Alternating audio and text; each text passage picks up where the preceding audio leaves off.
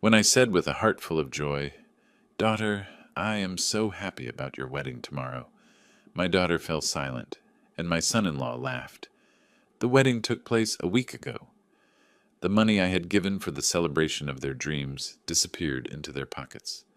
A week later, they returned, begging for forgiveness, and I coldly said, "Get out of here." They were devastated. Before we continue, please subscribe to the channel and write in the comments what time it is where you are now. The roast had another 10 minutes. I checked it through the oven window, watched the juices pooling around the carrots and potatoes, then glanced at my watch again. 7:15. Alma said they'd be here by 7. I adjusted the wine glasses on the table one more time, making sure everything sat just right. 3 place settings. White napkins I'd ironed myself that afternoon. The good plates, the ones Maria and I got for our 20th anniversary. Strange how they only came out for special occasions now, and this was about as special as it got. Tomorrow my daughter would marry Theodore Caldwell, and I'd walk her down the aisle at the Desert Botanical Garden. $45,000 for that wedding, worth every penny to see her happy. Headlights swept across the front window. Finally. I was already at the door when they came up the walk. Alma looked beautiful in a cream-colored dress, her dark hair pulled back, but something in her posture felt wrong. She wouldn't look at me straight on, kept her eyes fixed somewhere around my left shoulder. "Come in, come in!" I held the door wide, reaching to embrace her. She let me, but her body stayed rigid. "Traffic bad on the 101? "Not too terrible." Theodore's voice came from behind her. He strode past both of us into my living room like he owned the place, hands in his pockets, silk shirt catching the light. Never liked how he carried himself. Too smooth, too confident in a way that had nothing backing it up. "Dinner's almost ready," I said, closing the door. "I wanted us to have this time together before tomorrow gets crazy. You know how weddings are. Once it starts, you barely get a moment to breathe." Alma finally met my eyes. Just for a second, what I saw there made my stomach drop. "Dad, the wedding was a week ago, Sylvester." Theodore examined his fingernails, casual as discussing the weather. "Small private ceremony in Sedona. We decided to keep it intimate. Just the two of us and an officiant." The words hit me like I'd grabbed a live wire. My hand was still on the doorknob. I couldn't seem to let go. "What did you say?" "Last Tuesday." He checked his phone screen, scrolled through something. "Beautiful sunset ceremony at Cathedral Rock. Very spiritual. Much better than some crowded event with 100 people we barely know." "But my voice sounded far away, like someone else was using it. "I gave you $45,000. For the wedding. For tomorrow." Alma twisted the ring on her left hand. New ring. Gold band with small diamonds. "When did she get that? How did I miss it?" "We made different choices with the funds." Theodore finally looked at me, and his eyes held nothing. No warmth, no apology, not even the decency of discomfort. "Use the money for our honeymoon in Maui instead. 3 weeks at the Grand Waile. Better investment in our future together, if you think about it. We're building our own life now. Time to be independent." Independent. The word tasted bitter. My hands found the back of the nearest dining chair, gripped hard enough that my knuckles went white. 63 years old, and I'd learned to control my temper working on cars. When an engine fights you, getting angry accomplishes nothing. Steady hands, clear head. But my mechanic's composure was fracturing. "You spent my money I gave you for a wedding I was supposed to attend, on a vacation?" "Dad, we just wanted something small." Alma's voice came out thin, uncertain. She still wouldn't hold my gaze. "Just us. Something simple and meaningful. You understand, right? We didn't want all the pressure and expectations." "Pressure?" I heard my voice drop, get quieter, colder.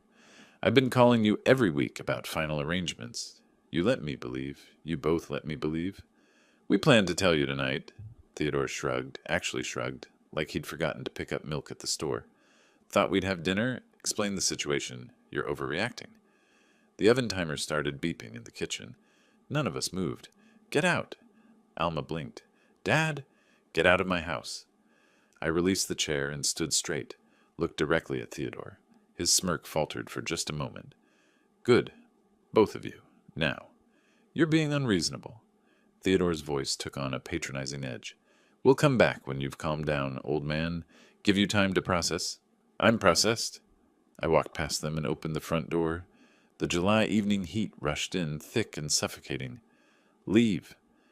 Alma moved first, hurrying toward the door with her head down. She paused at the threshold, opened her mouth like she wanted to say something. I waited. She closed her mouth and walked out. Theodore took his time, checking his phone again as he strolled toward me. This is childish, Sylvester. We're family now. You'll get over it. I said nothing, just stood there holding the door until he finally walked through it. I watched them get into Theodore's Tesla, watched the headlights snap on, watched them back out of my driveway and disappear down the street. Then I closed the door, locked it. The deadbolt sliding into place sounded very loud in the sudden silence. The dining room table still held 3 place settings. The wine I'd opened to breathe sat untouched. In the kitchen, the oven timer continued its insistent beeping. I walked past it all toward my home office at the back of the house, leaving the roast to burn. The filing cabinet's bottom drawer stuck like it always did. I gave it the practiced jerk that popped it loose, pulled out the accordion folder marked Alma Financial. My desk lamp made a small circle of light in the dark office. I hadn't bothered turning on the overhead fixture. Didn't need it. The folder held everything. Every bank statement, every canceled check, every wire transfer confirmation from the past 15 years. I spread them across my desk in rough chronological order, then turned on my computer. The screen's glow hurt my eyes for a moment before they adjusted. College tuition first. Arizona State, 4 years. I pulled out the bursar's office statements, the semester payment confirmations, $28,000 for in-state tuition, room and board, books and supplies, study abroad program to Spain her junior year. That was $12,000 by itself. Total, $120,000 give or take. I opened a new spreadsheet, started entering numbers. After graduation came the startup dream. Alma wanted to launch a marketing consulting firm. She'd been so excited on the phone, talking fast about social media strategies and brand positioning. I'd driven to her apartment in Tempe, sat at her tiny kitchen table while she showed me the business plan on her laptop. Professional-looking document, charts and projections. She needed $80,000 for operating costs while she built her client base. The business lasted 14 months. I found the wire transfer receipt, dated March 2019. $80,000 straight from my business account to hers. Found the apologetic text message from October 2020. Dad, I'm closing the company. Market's too competitive. Love you. Thank you for believing in me. I entered it in the spreadsheet. Column for date, column for amount, column for purpose. Next came the Audi. She'd called me on a Saturday morning 2 years ago. Her old Honda had died. Transmission gone, not worth fixing. Could I help with a down payment? Just enough to get her into something reliable. I'd driven to the dealership with her, watched her fall in love with the silver A4, signed as co-buyer when her credit couldn't handle it alone. $35,000 financed through Chase. I'd made every payment since. The numbers kept adding up. Rent assistance, $2,200 a month for 3 years. She'd moved to a nicer place in Scottsdale after Theodore entered the picture. Said it was important for her professional image. I'd quietly paid her landlord directly, automatic transfer on the first of every month. 120 plus 80 plus 35, I muttered, reaching for my calculator. My coffee had gone cold in its mug, but I took a sip anyway. Tasted like rust. That's $235,000 plus rent, $79,000. $314. Then the wedding fund, $45,000. Wired to Alma's account 6 weeks ago.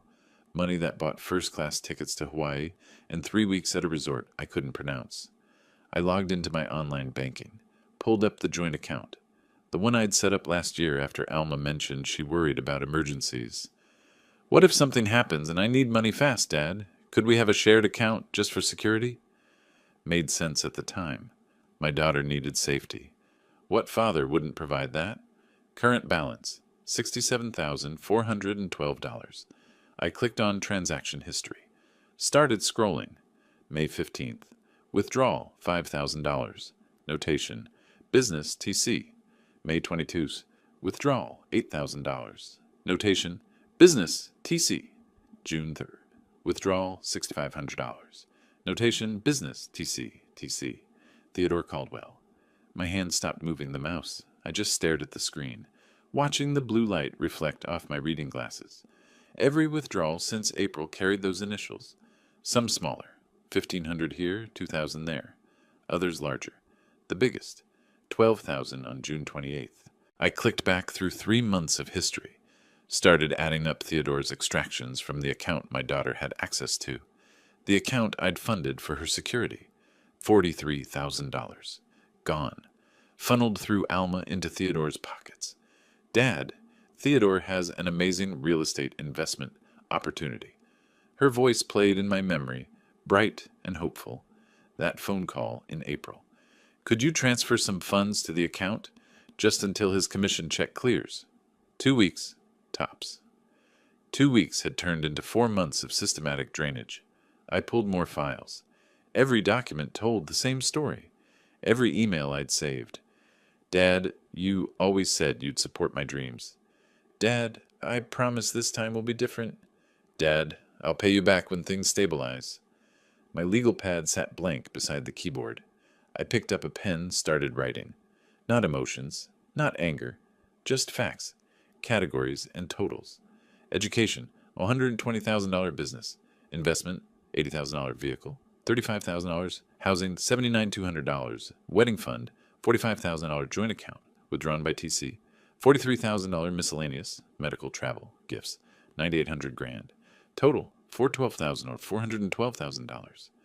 I sat back in my chair, removed my glasses, rubbed my eyes with the heels of my hands. Just once I let myself feel the full weight of it. The betrayal, the calculated manipulation. My daughter, my only child, the little girl I'd raised alone after Maria died, had hollowed me out like rust eating through a car frame. Then I put my glasses back on, picked up the pen again. The mechanic in me understood. When something's broken beyond repair, you don't keep pouring money into it. You cut your losses. You salvage what's salvageable and let the rest go. New page on the legal pad. Header. Action items. Close joint account. Monday morning.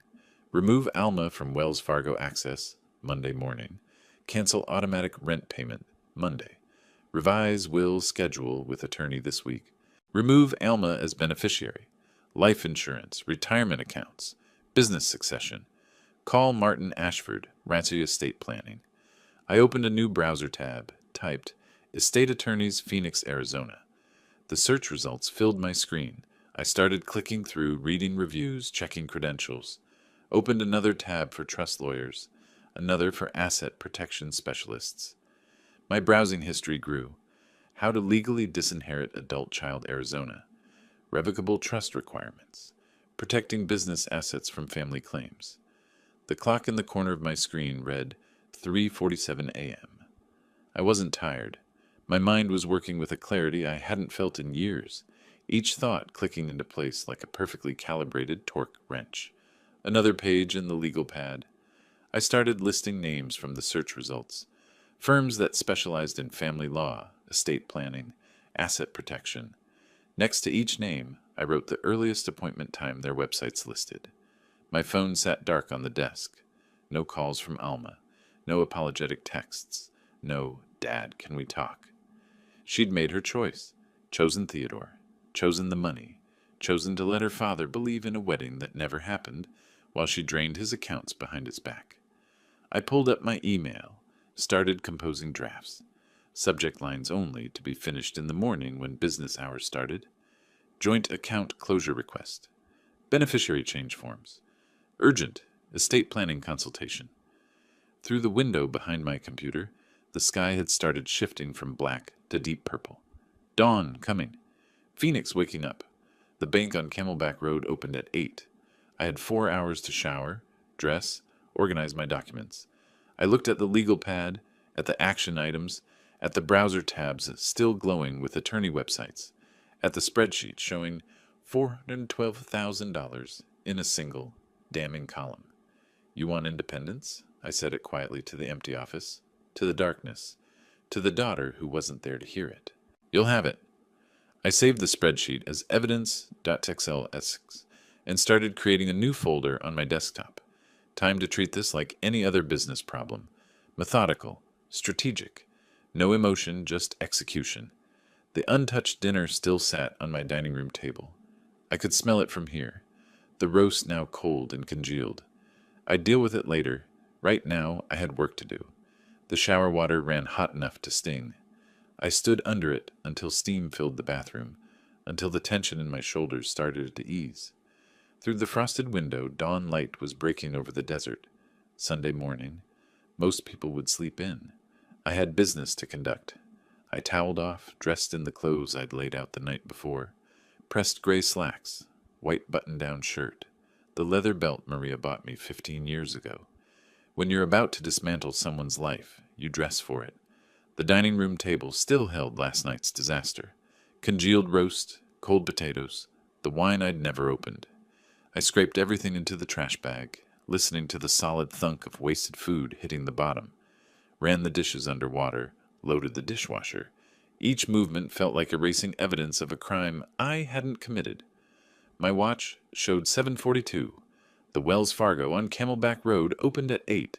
I poured coffee into my travel mug, grabbed my wallet and keys. The folder of bank documents sat waiting by the door where I'd placed it at 4 a.m. Everything organized, account numbers, statements, the list of automatic payments I needed to cancel. Traffic was light heading north on Central Avenue. I didn't turn on the radio. My mind was already running through the conversation I'd have with the banking specialist. Clear requests, no emotional explanations. Just business. The bank's parking lot was empty except for employee vehicles. I pulled in at 7:58, watched through the windshield, as a woman in a blue blazer unlocked the front doors. By the time I walked across the lot, she'd flipped the sign to open. "Good morning." Her name tag read Jennifer, mid-30s, professional smile. "How can I help you today?" "I need to close a joint account. Transfer everything to a new account under my name only.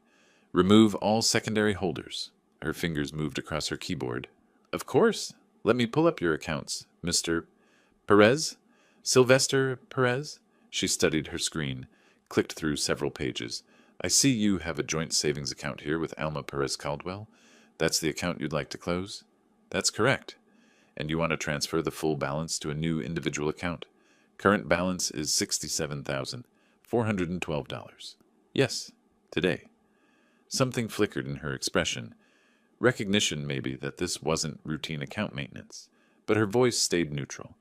"I'll need to verify your identity and get some signatures. This will take about 20 minutes. Can I get you coffee while we work through the paperwork?" "I'm fine."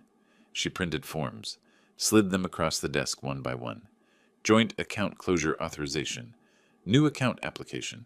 Transfer request. I signed each without hesitation, my handwriting steady. "Mr. Perez, I also see several automatic payments linked to your accounts. Would you like me to transfer those to the new account, or cancel them? All of them." Her fingers paused over the keyboard. "All automatic payments? Let me pull up the complete list." She tilted the screen so I could see. "There's a monthly rent transfer for $2,200, an auto insurance payment for $340, and a credit card auto pay for $500. You want me to cancel these as well?" "Every single one, effective immediately."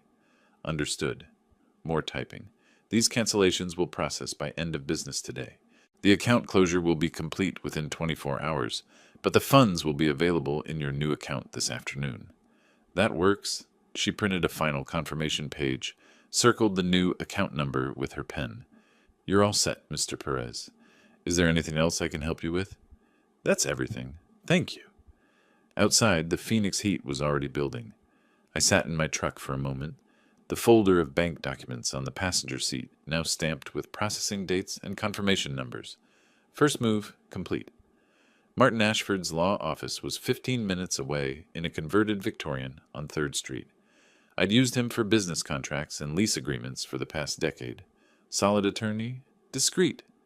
I parked under a jacaranda tree and walked up the front steps. The receptionist recognized me immediately. "Mr. Perez, do you have an appointment this morning?" "No, but I need to see Martin. It's urgent." She glanced at her computer screen, picked up the phone, murmured something I couldn't hear. "He's just finishing with another client. He can see you in about 10 minutes if you'd like to wait." "I'll wait." I sat in one of the leather chairs, looked at the framed diplomas on the wall. University of Arizona Law School. Arizona Bar Association. 23 years of practice. The kind of experience I needed. Martin emerged from his office with another client, shook the man's hand, then turned to me. Sylvester, come on in. Everything okay with the shops? The shops are fine. This is personal. His office had floor-to-ceiling bookshelves lined with legal volumes. He gestured to the chair across from his desk, settled into his own. What's going on? I need to create an irrevocable trust. Everything I own goes to charity when I die. My daughter receives nothing. The words landed like stones in still water. Martin leaned back, studied my face. Sylvester, that's quite a significant decision. Are you certain? These trusts can't be undone once executed. Perhaps a revocable trust would give you more flexibility if circumstances change. Irrevocable. I want it locked down. No way to change it. No way for anyone to contest it. Can you do that? He was quiet for a long moment. Then, can you tell me what happened? I gave him the essentials. The wedding that wasn't. The $45,000 spent on a honeymoon. The joint account systematically drained by Theodore. The decades of support, with nothing to show but empty accounts and emptier promises. Martin made notes on his legal pad, his expression shifting from surprise to understanding. In Arizona, you have complete freedom to dispose of your estate as you choose. No forced heirship laws. But Sylvester, family members can sometimes challenge on grounds of undue influence or diminished capacity. Then make it challenge-proof. That's why I'm hiring you. I can do that. He pulled out a fresh intake form. Let's start with your assets. You mentioned 3 auto shops. Perez Auto Care, 3 locations in Phoenix. Total value approximately $2.1 million. Then there's my house, worth about $580,000. His pen scratched across paper. Retirement accounts, life insurance. 401k worth $400,000. Life insurance policy $250,000. All currently list Alma as beneficiary. I need that changed. We'll handle that separately from the trust. Beneficiary designation changes are straightforward. He looked up. Have you thought about which charity you want as the trust beneficiary? Something related to mechanic vocational education, kids who want to learn a trade but can't afford school. I'll leave the specifics to you. I know several established foundations in that area. I'll draft the trust with a charitable purpose clause. He made more notes. This will take time to do properly. Asset appraisals, foundation selection, document preparation. I'm looking at 2 to 3 weeks minimum. Whatever it takes. Get started today. I will. Martin set down his pen, met my eyes. Sylvester, I have to ask. Is there any chance of reconciliation? Sometimes family rifts? No chance. He nodded slowly. Then I'll make this ironclad. Give me 3 weeks. Back in my truck, I sat with the engine running and the AC blasting. The folder from Martin sat on top of the bank folder. My phone sat silent in the cup holder. No calls from Alma yet. The account changes wouldn't hit her radar until she tried to access the money. I pulled out of the parking lot and headed toward my flagship shop on Indian School Road. Sunday was usually quiet, but Marcus would be there handling the emergency calls. Life continued. Work continued. Everything had changed, but nothing about my daily routine needed to shift. Not yet, anyway. The transmission on the F-150 had been grinding since Tuesday. I'd promised the owner I'd have it diagnosed by Monday morning. Now it was Monday morning, and I was elbow-deep in the bell housing, transmission fluid staining my hands black. This was the work that made sense. Input, shaft worn, replace it. Output bearing shot, swap it out.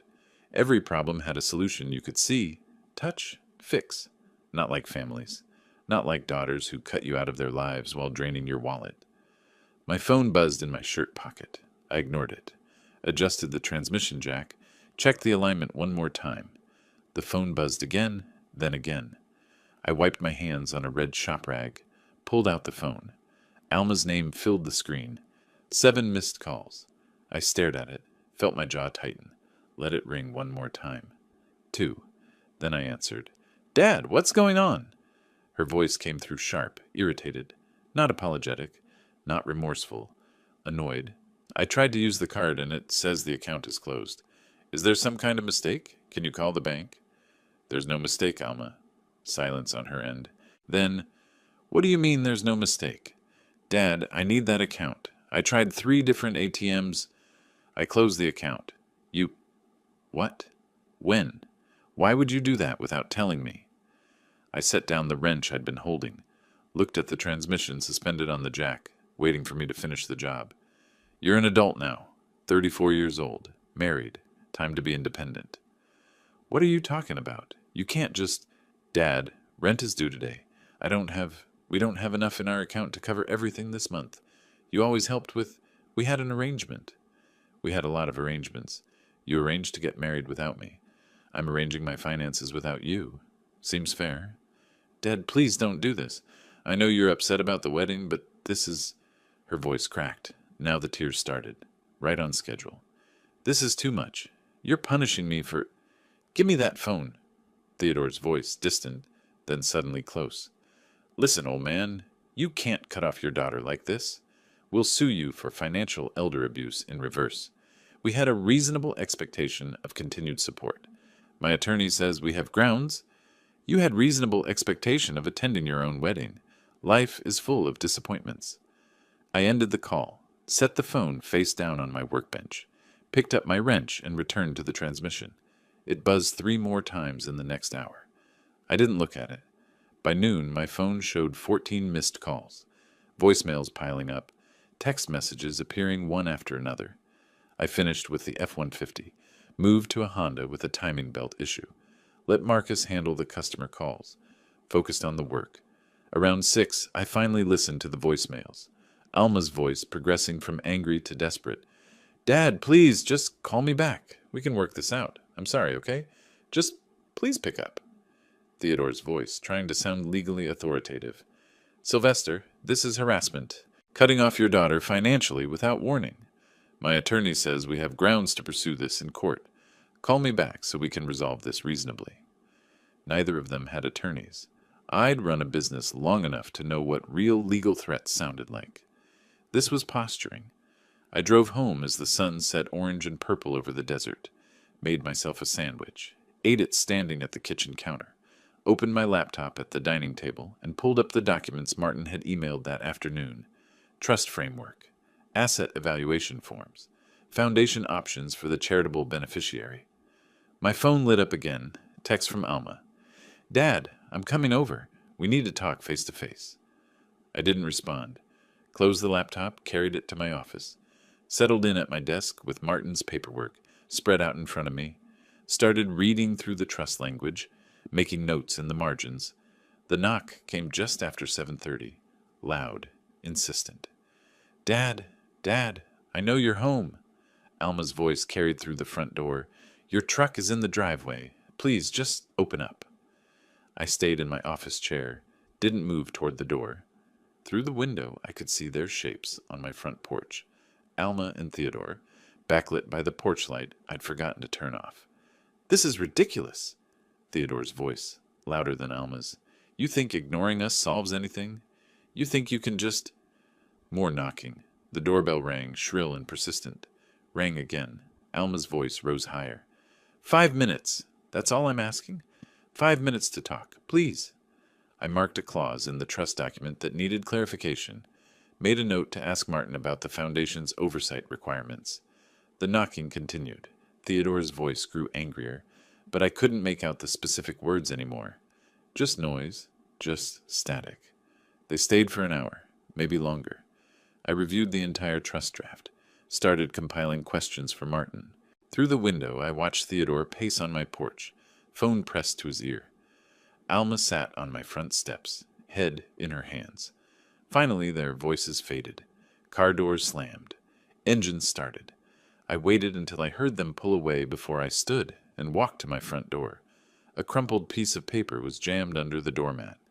I pulled it out, smoothed it flat under the porch light. Theodore's handwriting sharp and angry. You're making a mistake. We'll pursue legal action for financial elder abuse and intentional infliction of emotional distress. You've left us no choice. Below it, in Alma's rounder script, Dad, please, I love you. I'm sorry about the wedding, but you're scaring me. This isn't like you. Can we please just talk? Please? I folded the note once, twice, walked it to the recycling bin in my garage, dropped it in. My phone rang as I walked back inside. Alma again. I silenced it without looking at the screen. Locked the front door, checked the back door, made sure every window was secured. In my office, the trust documents waited. I sat back down, picked up my pen, continued reading where I'd left off. The house was quiet now, just me and the paperwork and the sound of the AC cycling on and off. Outside, Phoenix settled into its summer night, dry and hot and utterly indifferent to the small human dramas playing out in its scattered homes. I worked until midnight, making notes, asking questions, building the legal fortress that would stand long after I was gone. When I finally went to bed, my phone showed 29 missed calls. I plugged it in to charge, set it face down on the nightstand, and closed my eyes. Tomorrow I'd go back to the shop, fix more transmissions, diagnose more electrical problems, keep my business running the way I'd run it for 3 decades. Alma and Theodore could pound on doors and leave notes and call attorneys who didn't exist. I had work to do. Martin's office looked different on Saturday morning, quieter. No receptionist at the desk, just the attorney and me reviewing trust documents spread across his conference table. Sylvester, to protect the trust from any challenge, we should document your prior financial support, especially that business investment. Martin tapped his pen against the legal pad. Do you have records? Every bank statement, every wire transfer, $80,000 into her startup. Good. I'd recommend hiring a forensic accountant to analyze where that money actually went. Creates an unimpeachable paper trail if anyone questions your motivations. I leaned back in my chair. You think they'll challenge? Theodore strikes me as the type who'll try everything. Better to have answers before questions get asked. By Monday afternoon, I was sitting across from David Chen in a coffee shop on Central Avenue. Mid-40s, wire-rimmed glasses, the kind of careful attention to detail I recognized from good mechanics. We both knew how to trace problems to their source.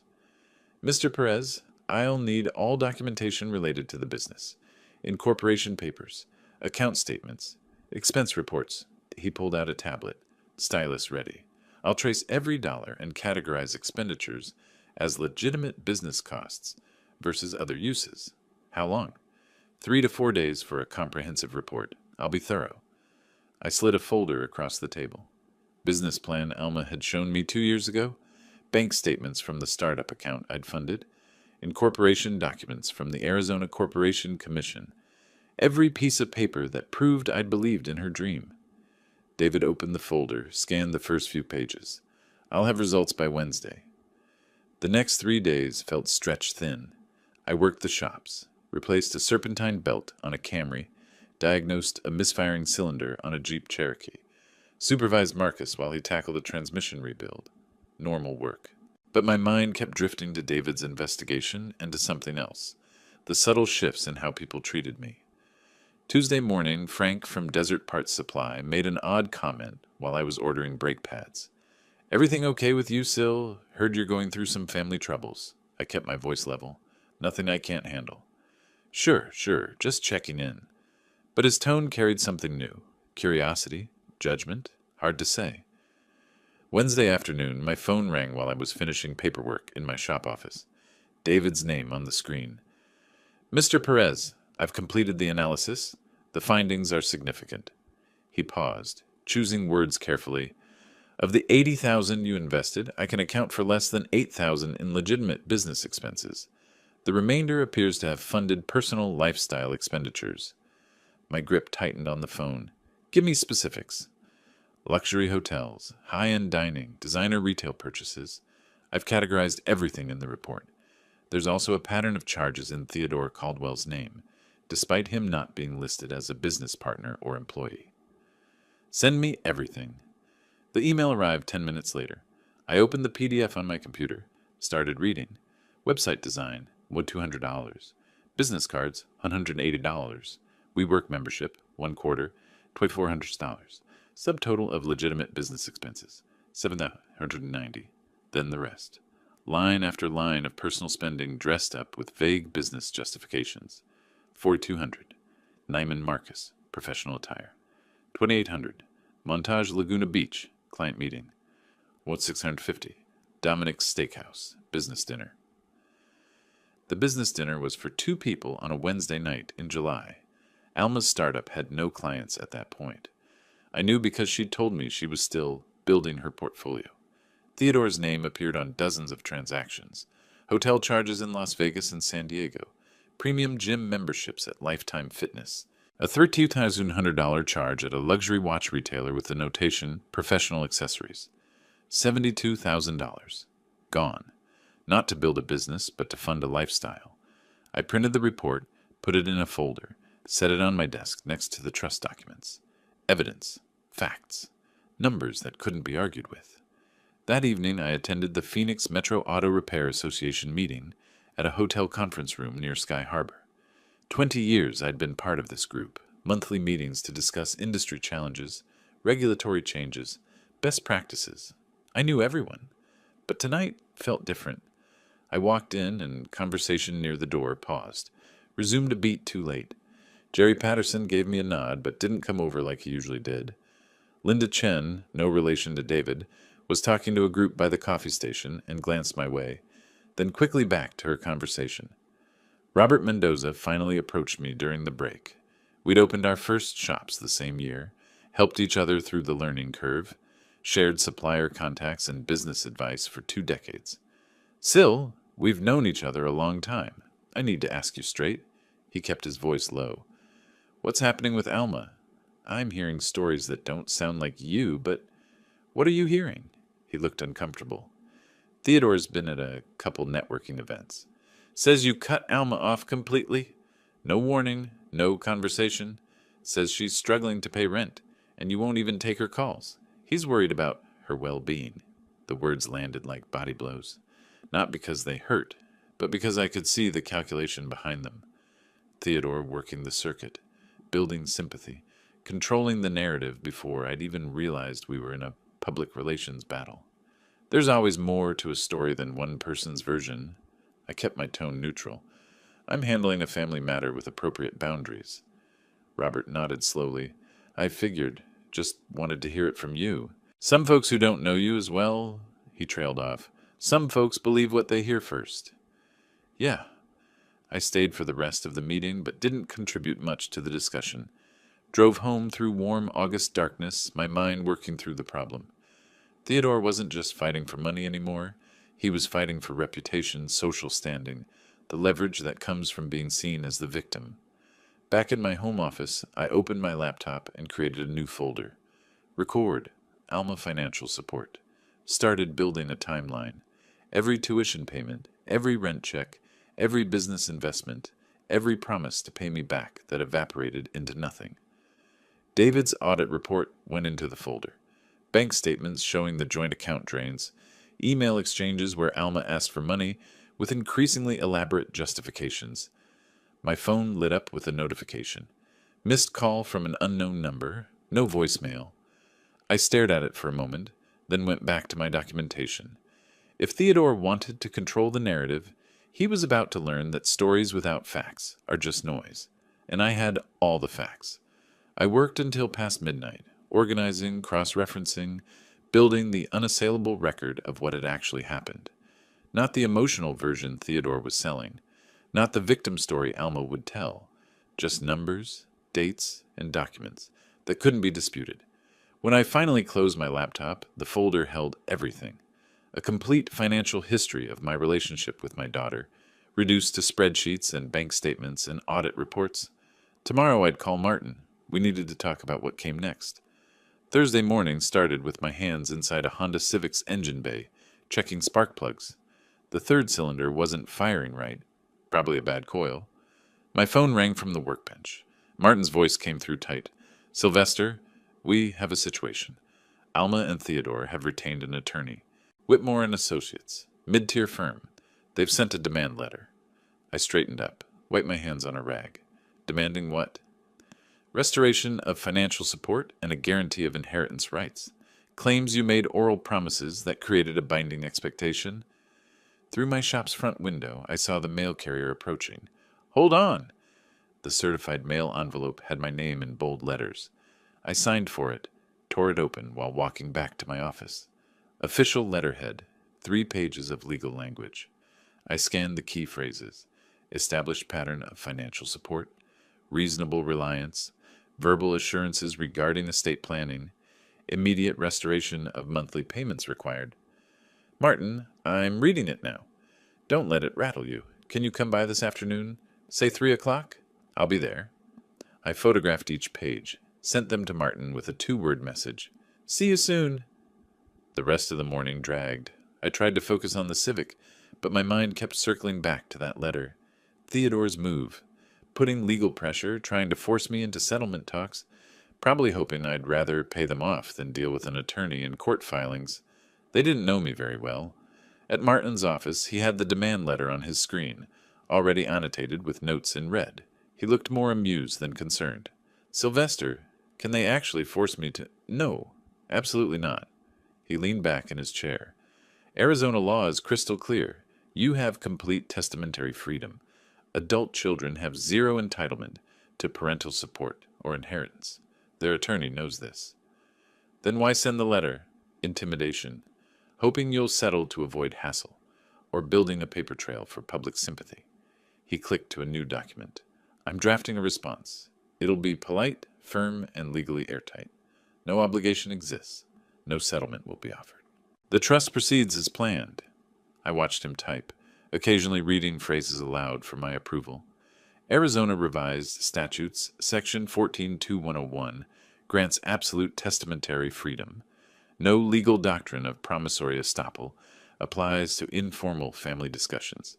Mr. Perez has no legal obligation, moral or otherwise, to provide continued financial support.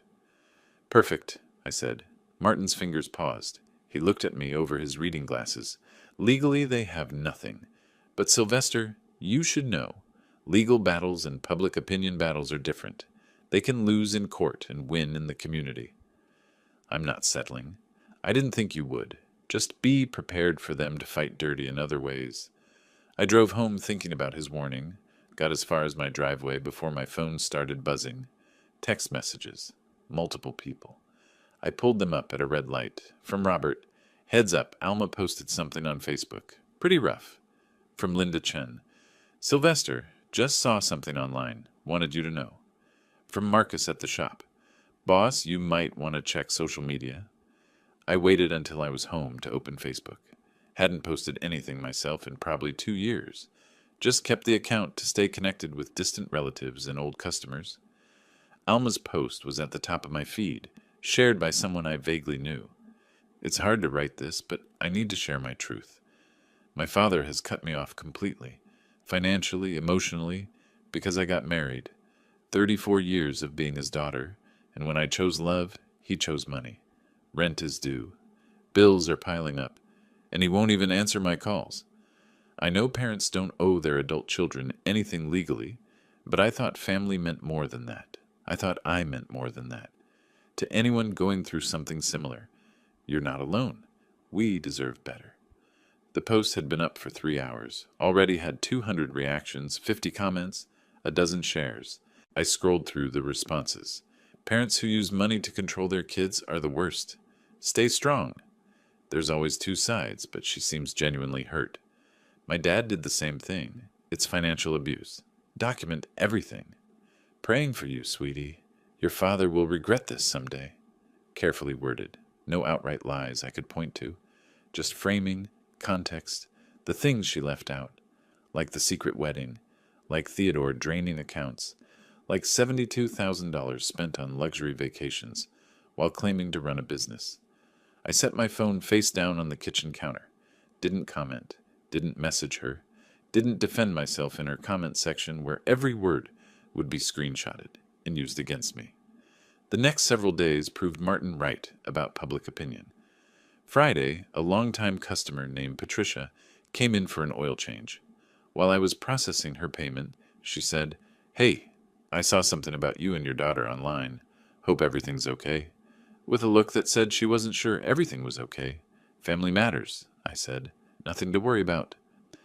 Saturday at the grocery store, a woman I vaguely recognized from business networking events gave me a look, not hostile but judging, like she knew something about me now. Monday morning, a colleague sent me a private message, Want to hear your side of what's on Facebook? Coffee sometime? Each interaction was small, manageable, but they accumulated. By Monday evening, I felt like I was walking through Phoenix with a target on my back, invisible to me, but obvious to everyone else. Tuesday, August 12th, I met with Rachel Kim at her downtown office. Modern space, efficient layout, certificates on the wall for notary services and trust administration. Rachel had the trust documents organized in labeled tabs, timeline chart displayed on her computer screen. Mr. Perez, I've reviewed all the documentation from Martin. The trust structure is solid. She moved through each asset with practice speed. 3 auto shops valued collectively at $2.1 million, residential property at $580,000, retirement accounts at $400,000, life insurance at $250,000, total estate $2.68 million. Beneficiary, Arizona Mechanical Skills Foundation to be established. No named heirs. She looked up. I can have final documents ready for signature by next Tuesday, August 19th. That's fast. I understand there's some urgency. Her voice stayed professional, but her eyes showed she'd picked up on the pressure. Once you sign, the trust becomes irrevocable. Your daughter will have no legal claim to any assets, current or future. Good. That's exactly what I want. She walked me through the signature requirements, notarization process, filing procedures. I signed preliminary documents, watched her organize everything into a master file. 7 days until this was permanent. 7 days until Alma's legal options disappeared completely. Walking to my truck in the parking garage, my phone buzzed. Another Facebook notification. Someone had shared Alma's post in Phoenix Small Business Network, a group I'd been part of for years. 300 members. Local shop owners, contractors, service providers, all seeing her story. Her version. I didn't open the app. Instead, I texted Martin. I need a meeting. We need to go on offense. His reply came back in under a minute. Tomorrow, 9 a.m. Come prepared. I sat in my truck with the engine running and the AC blasting against August heat. Around me, Phoenix continued its normal rhythm. Cars entering and exiting the garage. People heading to dinner. The city moving forward like nothing had changed. But everything had changed. Theodore and Alma had taken this from a private family matter to a public campaign. Legal threats, social media, reputation attacks. They were fighting on multiple fronts, trying to find the pressure point that would make me cave. They'd find out tomorrow that pressure works both ways, and I had something they didn't. Facts. I pulled out of the parking garage and headed home. Tomorrow morning, Martin and I would plan the counterattack. I had David's audit report. I had bank records. I had evidence of every lie and every manipulation. 7 days until the trust was final. 7 days until their options ran out. I just had to hold the line until then. The question was whether they'd let me. Martin's conference room had a whiteboard covered in notes by the time I arrived Wednesday morning. Strategy flowcharts, timeline markers, legal precedents. The leather folder under my arm held David Chen's audit report and a USB drive with every bank statement I'd kept for 15 years. Sylvester, Theodore's rumor campaign has given you something valuable. People are paying attention.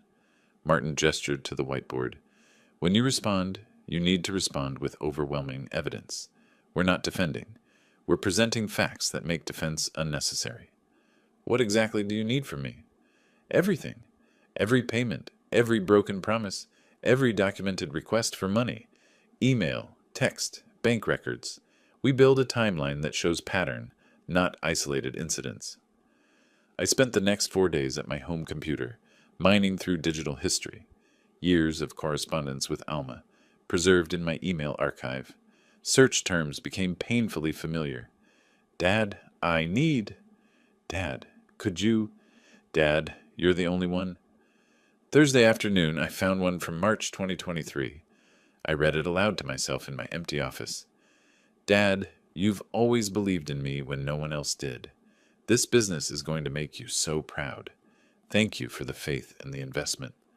$80,000, that's what faith cost me. I screenshot each message, organized them by year and category, education, housing, business, personal expenses. Each folder told a story of dependency, of promises made and broken, of gratitude that lasted exactly as long as the money did. Friday afternoon, I made a call I'd been avoiding. Directory assistants connected me to Desert Rose Wedding Planning in Sedona. This is Monica Rodriguez. How can I help you? Ms. Rodriguez, I'm Sylvester Perez, Alma's father. I paid for my daughter's wedding in July, but I'm reconciling my financial records. Could you confirm the invoice total? Brief pause. Then her voice shifted, warmer. Oh, Mr. Perez, the ceremony was beautiful. Let me pull up the file. Yes, total came to $12,000. Venue, catering for 20 guests. Florals, officiant. 12,000. I provided 45,000. Do you know what happened to the remaining 33? Typically with deposits, if the actual costs are less, we refund the difference to the couple. I believe we issued a check to Ms. Perez and Mr. Caldwell for the balance. $33,000. Refunded to them. I thanked Monica professionally, hung up, and opened my credit card statements. Found the Hawaii resort charges 3 days after the wedding. Grand Wailea Resort, Premium Ocean View Suite, spa treatments, private beach cabana rentals, fine dining, total, $33,647. My wedding money spent on their honeymoon while I waited at home believing the ceremony was still a day away. Saturday morning, Martin called. My paralegal found something you should see. Can you come by Monday? In his office Monday afternoon, he spread credit reports across his desk. Legal access, information I had rights to review, due to accounts I'd previously co-signed with Alma. Theodore Caldwell's financial profile, Martin said, highlighting sections. Chase card, $14,200. American Express, $11,800. Discover, $8,900. Capital One, $12,100. $47,000 in credit card debt. Long before he met Alma, Theodore Caldwell has a consistent pattern. Expensive tastes, insufficient income, mounting debt. Then suddenly, 18 months ago, his financial stress eases slightly. Why? I knew the answer. Because he found a new income source, my daughter, and through her, me. Martin pulled out another document. Look at the dates on these charges. Many coincide with periods when Theodore was supposedly investing in business opportunities through your joint account. I took the reports home, spread them across my desk with everything else. Bank statements, email correspondence, audit results, credit reports, wedding invoices. Then I built a timeline. December 2023, Theodore appears in Alma's Facebook photos. January 2024, first unexplained withdrawal from joint account, $4,800 for business consulting. March 2024, I invest $80,000 in Alma's startup. April-July 2024, steady drainage of joint account. Theodore's name on transactions. His credit card balances stabilize slightly. July 2024, secret wedding in Sedona. Honeymoon funded with my wedding money. It's not random, I said to my empty office. It's organized. He'd planned this from the beginning. Identified a target, a woman whose father had money and a history of financial generosity. Isolated her gradually. Orchestrated the wedding exclusion to sever my connection while maximizing the financial extraction. Classic predator behavior, but applied to family relationships instead of stranger scams. I assembled 3 identical evidence binders. Blue folders for bank statements, green for email correspondence, red for business investment records, yellow for wedding expenses. Each binder had an index, page numbers, timeline summary up front. This wasn't emotional venting. This was a prosecutorial brief. 1 binder for me, 1 for Martin, 1 backup in my safe deposit box at the bank. Monday evening, my phone rang. Martin. Sylvester, I got a call from a colleague. Theodore and Alma bought tickets to the Business Leaders Gala on Friday the 23rd. They're going to be there. My hand tightened on the phone. That's my event. I've been a sponsor for 15 years. Exactly. They're trying to corner you in public. Probably force some kind of reconciliation scene where you look like the villain if you refuse. I looked at the evidence binders on my desk. Thought about 3 weeks of rumors, social media attacks, legal threats. Thought about Theodore spreading lies while I stayed silent. What do you think I should do? That depends. Are you ready to go public with everything we've compiled? The question hung in the air. Was I ready? ready to expose my daughter's betrayal in front of 200 business leaders, ready to end any possibility of reconciliation forever. I thought about the wedding I'd funded but never attended, the startup that funded luxury vacations, the joint account systematically drained while Theodore pretended to be investing in his future, the Facebook post painting me as a cruel father, the demand letter threatening legal action for daring to protect my own assets. Yes, I said. Yes, I am. Then we'll need to coordinate with the hotel's AV team. If you're going to tell the truth, let's make sure everyone sees the proof. After we hung up, I sat at my desk looking at the binders. Tomorrow I'd sign the trust, make the disinheritance permanent and irrevocable. Friday I'd face Theodore and Alma in public with my community as witness. They wanted to control the narrative. They were about to learn that stories without facts are just noise, and I had all the facts. Rachel Kim's office was quiet Tuesday morning, just the two of us and her paralegal witnesses at the conference table. The trust documents sat in 3 neat stacks, original and copies, tabs marking signature pages. Mr. Perez, with these signatures, the Sylvester Perez Irrevocable Trust is now fully executed and filed. Rachel pointed to the first signature line with her pen. Your assets are permanently designated for the Arizona Mechanical Skills Foundation upon your death. I used my own fountain pen, the one Maria gave me when I opened my first shop. Page 1, Establishment of Trust. Page 2, Asset Schedule.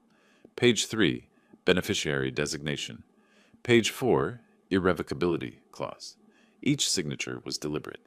Each one severed another thread connecting Alma to my life's work. Rachel applied her notary seal with a heavy press. The embossing made a satisfying thunk. And there's no way to challenge this?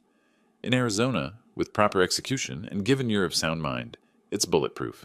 Your daughter has no legal claim to any inheritance. Good. That's exactly what I wanted.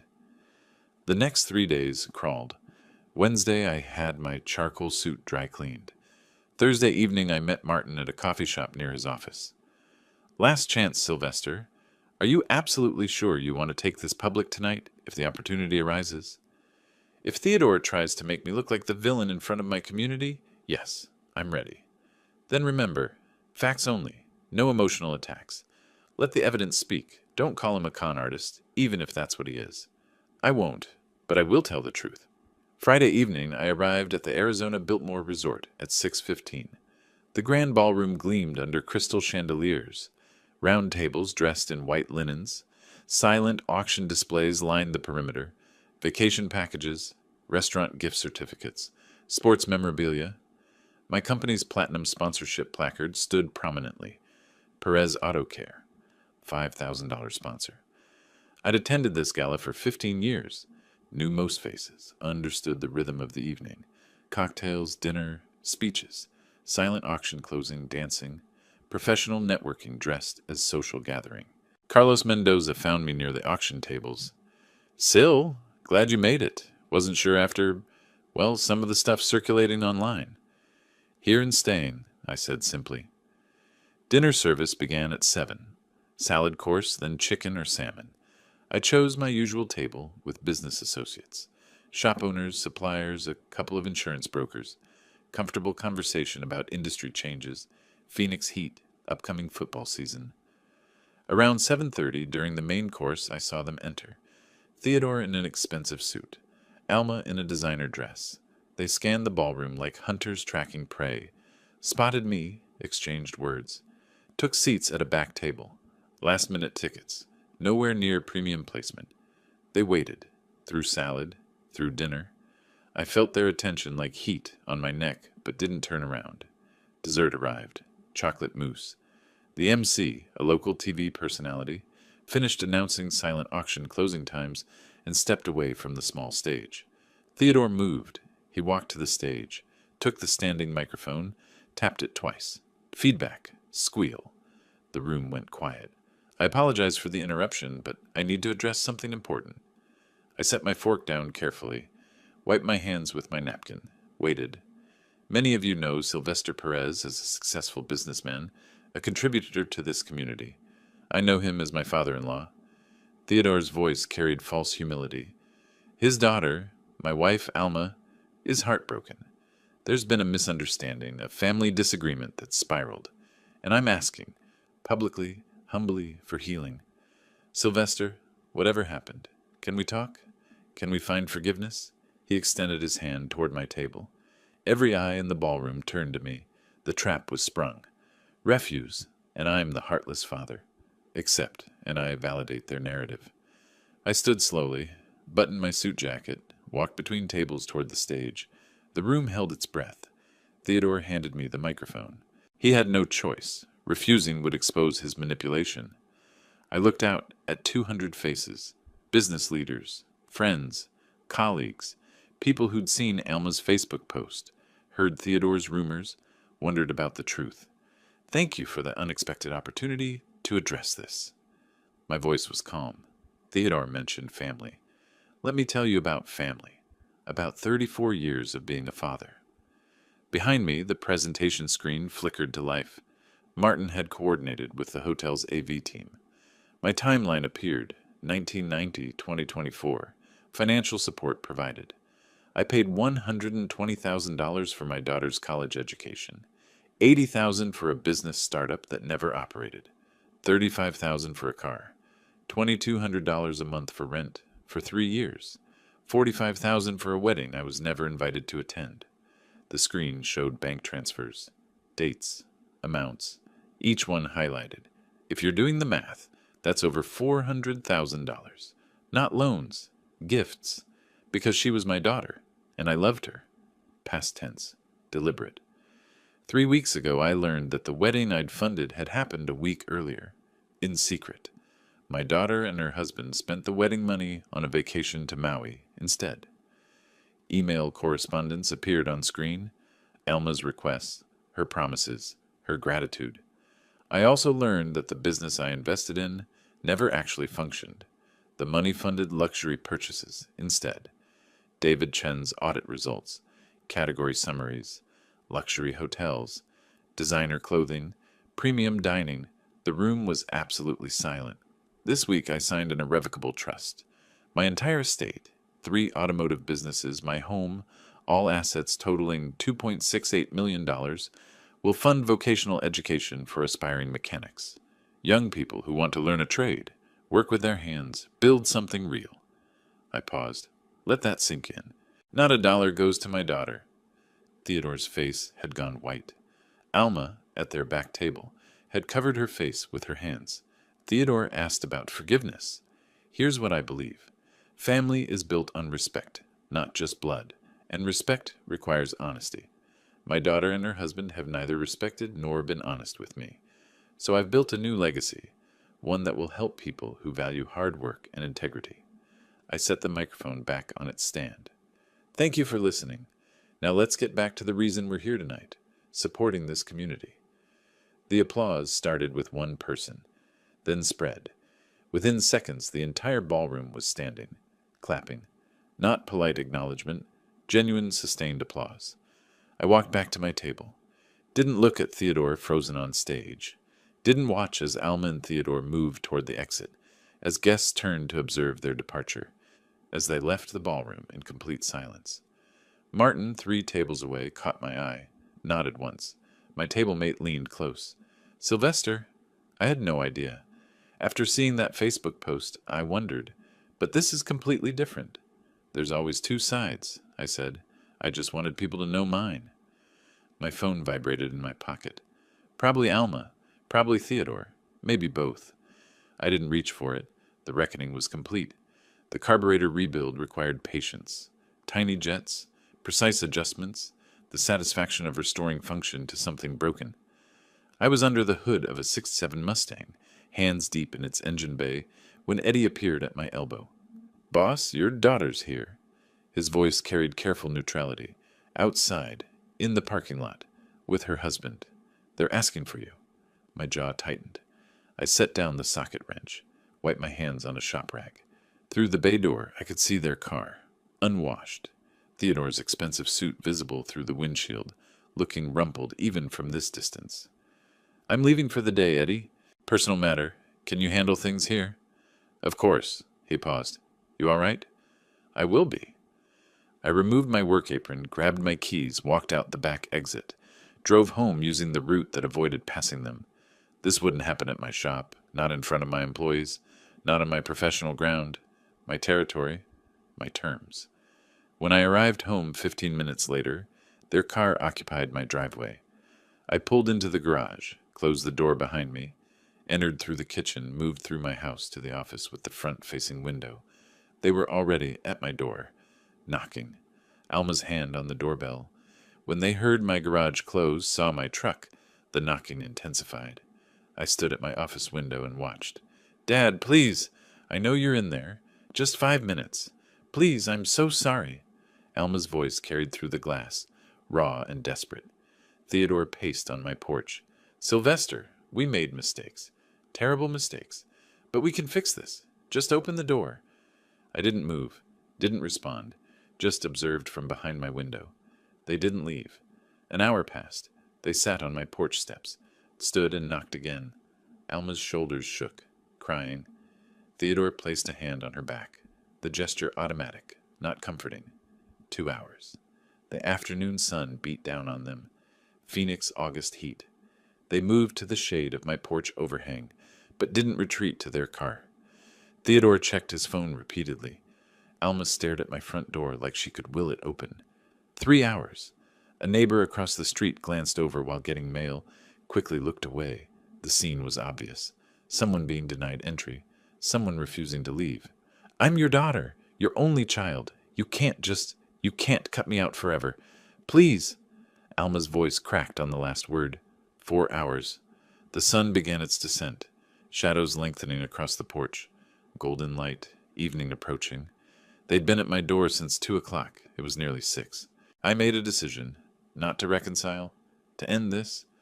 I walked to the front door, hand steady on the deadbolt, turned it, opened the door. They scrambled to their feet. Both started talking immediately, words tumbling over each other. "Dad, I'm so sorry. I should have... If you'd just give us a chance to explain." Theodore convinced me that we needed... "Pay you back, every dollar, I promise." I stood in the doorway, didn't step forward, didn't invite them in, just occupied the threshold, the boundary between their world and mine. Wasn't thinking clearly, I was confused. "Set up a payment plan, whatever you want." Theodore's voice carried desperation that stripped away every ounce of his former arrogance. "Sylvester, I take full responsibility. This was my fault. I influenced Alma. I made bad decisions. But I'll make it right. I'll get another job. We'll pay you back. The wedding money, the startup investment, everything." Alma reached toward me. "Dad, I was manipulated. Theodore made everything seem reasonable at the time. The wedding, the money, all of it. I see that now. I was wrong to go along with it. But I'm still your daughter. That has to count for something." I let them speak. Maybe 30 seconds total. Their voices grew more frantic as my silence continued. Alma's mascara streaked her face. Theodore's expensive suit, probably the last one before repossession, hung wrinkled on his frame. Then I raised my hand. They stopped. Instant silence. "You chose your path without me." My voice was quiet, absolute. "Now live with it. Leave my property." "Dad, no! You can't! I'm sorry, please!" Alma reached for my arm. I stepped back. Her hand closed on empty air. Theodore's voice came out strangled. "Sylvester, please. We have nowhere else to... We're about to lose everything." The irony seemed lost on him. They'd already lost the most valuable thing. I said nothing more. Just looked at them. Really looked at them for what I knew would be the last time. Then I closed the door, not slammed it. Just closed it with normal pressure, maintaining eye contact until the wood blocked my view. The deadbolt slid home. Click. I stood in my entryway, hand still on the doorknob, and listened. Muffled voices outside. Alma sobbing. Theodore's low, defeated murmur.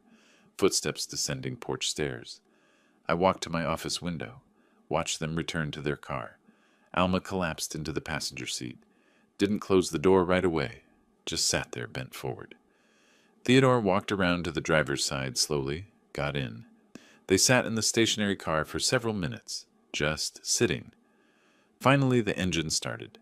They backed out of my driveway, drove away down the street. I watched until their taillights disappeared around the corner. My phone rang. Martin's name on the screen. I answered. It's done. They came to your house? His voice carried concern but not surprise. They left. They won't be back. Are you okay? I stood in my office, looking at the empty driveway, the evening light painting my neighborhood in warm tones. For the first time in a month, since that dinner I'd prepared for 3, I felt something settle in my chest. I am. For the first time in a month, I actually am. After we hung up, I stood at the window a moment longer, not celebrating, not mourning, just acknowledging. It was finished, the reckoning complete, the boundary permanent, the consequences delivered. I turned away from the window and walked to my kitchen to make dinner. Sunday morning arrived quiet. I woke naturally. No alarm, no jolt of stress. Just Sunday. Last day of August. Made coffee in my kitchen, stood at the window watching morning light spread across the desert landscape beyond my backyard. The tension that had lived in my shoulders for weeks was gone. Not replaced by satisfaction or triumph, just absence of weight. My phone sat on the counter. Text from Martin confirming our 10 o'clock meeting. Report from Eddie about yesterday's shop operations. Nothing from Alma or Theodore. I showered, dressed in jeans and a polo shirt, Sunday casual. Drove to Martin's office on 3rd Street. He'd come in on a weekend just for this meeting. That said something about the man. Sylvester, good news, though not surprising. Whitmore and Associates sent withdrawal letter Friday. He slid a document across his desk. Their demand for restored financial support and inheritance guarantees is officially dropped. I scanned the legal language. Essentially, we have no case. We're done trying. Leave us alone. They finally realized they had no case. They never had a case. Martin smiled slightly. But sometimes people need to exhaust all options before accepting reality. He pulled out another set of papers. The Arizona Mechanical Skills Foundation is officially incorporated. Board of Directors includes 2 representatives from the local technical college, 1 from the State Automotive Trade Association, and an independent financial advisor. Upon your death, the foundation receives all trust assets and begins operations. When do scholarships start? First awards could be distributed as early as 6 months after the trust transfers. Students learning automotive technology, tool and equipment grants, apprenticeship stipends. I thought about young people learning a trade, working with their hands, building something real. That's good. That's real. Thank you for handling all of this, Martin. The trust, the foundation, everything. It's been my pleasure. He met my eyes. And Sylvester, you did the right thing. Not the easy thing, but the right thing. I shook his hand, took my copies of the documents, drove home, made a detour, drove past my flagship shop on Van Buren Street, the original location I'd opened in 1995. Parked across the street, engine idling, air conditioning fighting August heat. The building looked solid, professional. Perez Auto Care in bold letters across the front. 3 decades of work. 60 employees across 3 locations. Built from nothing. This would outlive me. Fund education for the next generation. That mattered more than blood inheritance. I pulled away after 5 minutes. Continued home. Spent the afternoon on my back patio. The shade cover and fan made the heat bearable. Desert landscape stretched beyond my property line. Saguaro cacti, rocky hills, endless sky. I sat in a comfortable chair with a book I'd been meaning to read, but mostly just looked at the view. My neighbor Tom called over the fence. Beautiful day, isn't it? It is. Quiet. How's the auto business? Solid. I set down my book. Actually, my grandson Jerry, he's finishing high school next year, thinking about technical training. You still take apprentices? Always. Have him call me when he's ready. Will do. Enjoy your evening. Normal conversation. Ordinary life. No crisis, no battle, no strategy. Just a Sunday afternoon. Around 6, I went inside to make dinner. Grilled chicken, salad. Simple. My phone rang while I was turning the chicken in the pan. Caller ID. Alma. I looked at it. Let it ring. The chicken needed attention. The phone kept ringing. She'd leave a voicemail. Or she wouldn't. Either way, I wasn't answering. After it went to voicemail, I set down my spatula. Picked up the phone. Stared at her name on the screen. Her photo I'd never bothered to change. Held the power button. Slide to power off appeared. I slid it. The screen went dark. Not just silenced. Not just ignored. Off. I set the phone back on the counter and finished making dinner. Ate on the patio as the sun began its descent. Phoenix sunsets were spectacular, oranges bleeding into purples, deep pinks painting the clouds. The desert sky put on its evening show, indifferent to human drama below. My phone sat on the patio table beside my iced tea. Dark, silent. I didn't miss it. 30 years I'd been building my business. 34 years I'd been Elma's father. One of those things would continue mattering. The other had run its course. I thought about Martin's question. What's next? Maybe I'd travel. Never been to the Grand Canyon despite living in Arizona my whole life. Maybe I'd expand the business. There was interest in a fourth location in Tempe. Maybe I'd even date again someday. The future was open in a way it hadn't been for decades. Not because something good had happened, because something necessary had finished. The sky deepened from orange to purple to indigo. Stars began appearing in the darkening dome above me. I sat with my empty plate and my cold tea and watched night claim the desert. No anger, no regret, no satisfaction, just peace. I'd raised my daughter the best I could, given her everything I thought she needed. She'd chosen differently, made her decisions without me, then expected me to fund the consequences.